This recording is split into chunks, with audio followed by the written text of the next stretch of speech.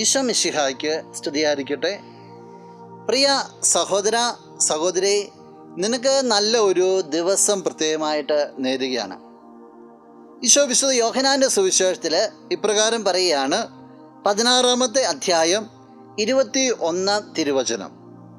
സ്ത്രീക്ക് പ്രസവവേദന ആരംഭിക്കുമ്പോൾ അവളുടെ സമയം വന്നതുകൊണ്ട് അവൾക്ക് ദുഃഖം ഉണ്ടാകുന്നു.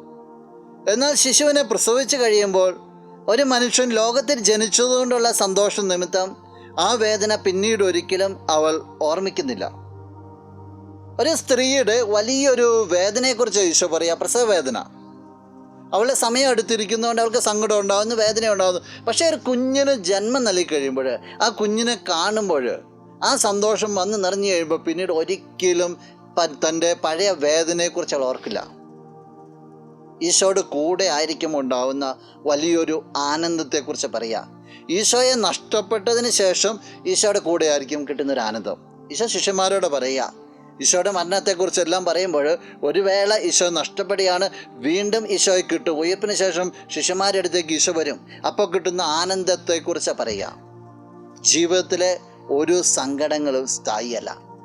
ഒരു ഉയർപ്പുണ്ടാവും, അത് ഉറപ്പാണ്. ഒന്നും ജീവിതത്തിൽ സൂക്ഷിച്ചാൽ മതി. നമുക്ക് പ്രാർത്ഥിക്കാം.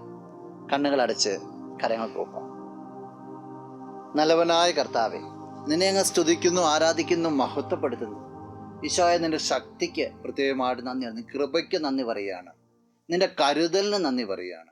ഈശോയെ, ജീവിതത്തിൽ എന്തെങ്കിലുമൊക്കെ സങ്കടങ്ങൾ വന്നാലും അതിൻ്റെ അപ്പുറത്തുള്ള നന്മ കാണുവാന്, സന്തോഷം കാണുവാനായിട്ട് ഈ വ്യക്തിയെ നീ അനുഗ്രഹിക്കണമേ. ഇന്നത്തെ ദിവസത്തിന് വേണ്ട എല്ലാ കൃപകളും നൽകണമേ. അഭിഷേകം നിറഞ്ഞൊരു ദിവസമാക്കി മാറ്റണമേ, ഇപ്പോഴും എപ്പോഴും എന്നേക്കും. ആമേൻ.